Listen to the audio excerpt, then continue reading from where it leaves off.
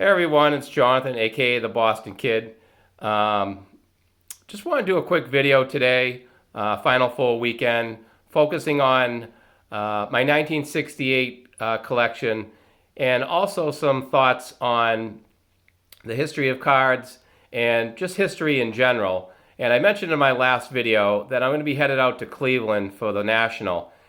And a few years back, I read a book by David McCullough called The Pioneers. And very, very interesting book about the historic story of the settlers who brought the American ideal west. Just a fascinating, fascinating book that I suggest everybody read. It's an easy read, but it'll give you some really interesting, detailed insight into that history and the history surrounding the Northwest Territory. But today's video, I just wanted to real quickly focus on how there really is history intertwined in every card in our collection. And more, I'm influenced by collectors like Rob, Baseball Time Traveler, Terry from TJ Maxx Vintage Cards, Jim Picker S, with, just to mention a few of my subscribers who have countless stories about the history of the game, the history of the players. And for me, it's not so much focusing on the grade or the player, just the history in general of what may have been going on that season, or some interesting facts about the team or the year. Very interested in that, and it's kind of been a big influence on me to read these stories, look at these stories, watch these videos, and learn from them. And I'll start out with a few cards and a few stories along the way. So the first card I have here is Juan Marichal, and also next to him, John Roseboro. Now, if you get a chance to watch Rob, Baseball Time Traveler's story about their infamous fight that they had together on August 22nd, 1965, it's pretty remarkable. And like I said, it's changed my view on looking at cards in a different way. And that ended up being a great story of forgiveness and friendship.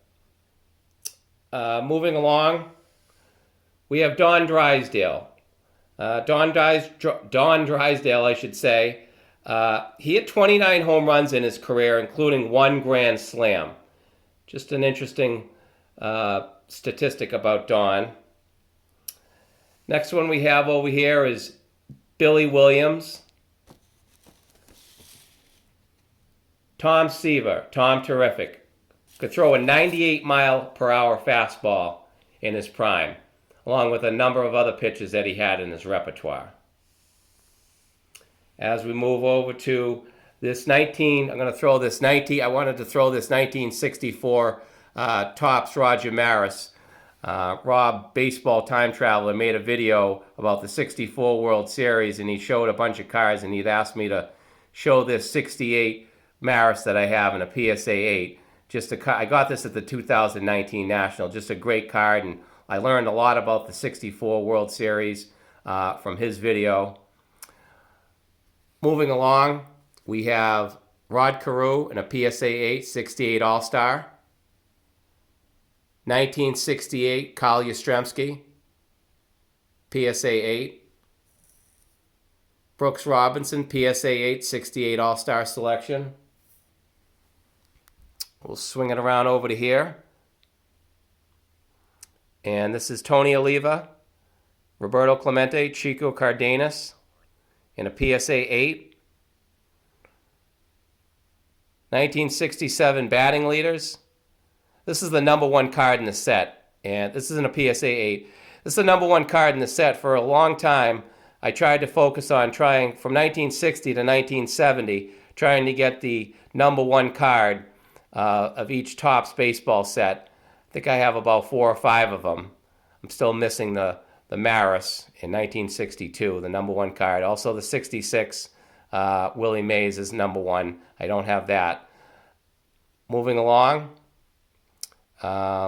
This is the number 4 card in the set. 67 RBI leaders: Yaz, Harmon Killebrew, and Frank Robinson.